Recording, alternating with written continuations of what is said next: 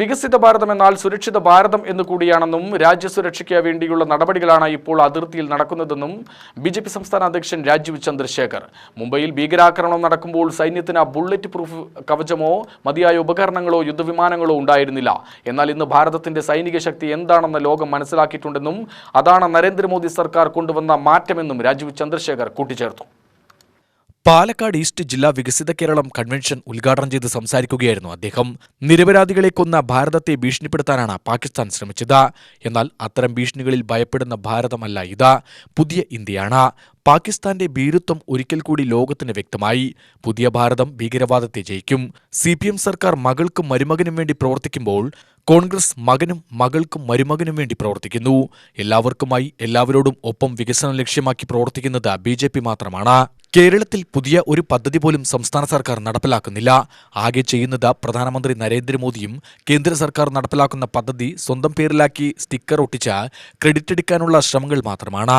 രാജ്യം കണ്ട ഏറ്റവും വലിയ വർഗീയ പാർട്ടി കോൺഗ്രസ് ആണെന്ന് പറയേണ്ടി വരുന്നു. സമുദായത്തിന്റെ പേരിൽ അവർ ജനങ്ങളെ ഭിന്നിപ്പിക്കുന്നു. പതിറ്റാണ്ടുകളായി ഈ ഭിന്നിപ്പാണ് കോൺഗ്രസിന്റെ തന്ത്രമെന്നും രാജീവ് ചന്ദ്രശേഖർ പറഞ്ഞു.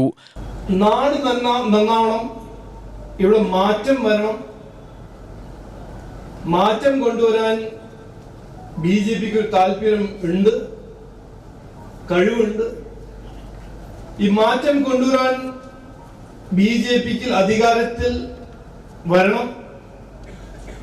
അധികാരത്തിൽ വന്നാലേ നമുക്ക് ഈ മാറ്റം കൊണ്ടുവരാൻ കഴിയുള്ളൂ. അതുകൊണ്ട് ഞാൻ ഈ ചുമതല എടുത്ത ദിവസം സംസ്ഥാന കൗൺസിൽ അംഗത്തിന് മുമ്പിൽ പറഞ്ഞു, അന്ന് പറഞ്ഞു, ഇന്നും പറയുന്നു, BJP അധികാരത്തിൽ കൊണ്ടുവരാനാണ് എന്റെ ഒരു ദൗത്യം. അത് പൂർത്തീകരിച്ചിട്ട് മാത്രമേ ഞാൻ ഇവിടെ പോകുള്ളൂ.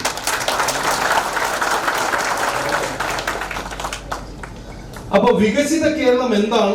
3.5 കോടി മലയാളിയുടെ വികസനം, അവരുടെ പുരോഗതി, അവരുടെ ക്ഷേമം,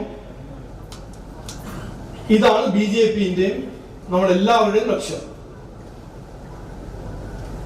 BJP ചെയ്തില്ലെങ്കിൽ കോൺഗ്രസും LDF ചെയ്യാൻ പോകുന്നില്ല. ഇതുവരെ ചെയ്തിട്ടില്ല, ഇനിയും ചെയ്യാൻ പറ്റും. അവർക്ക് കഴിവില്ല, അവർ ചെയ്യാൻ പോകുന്നില്ല.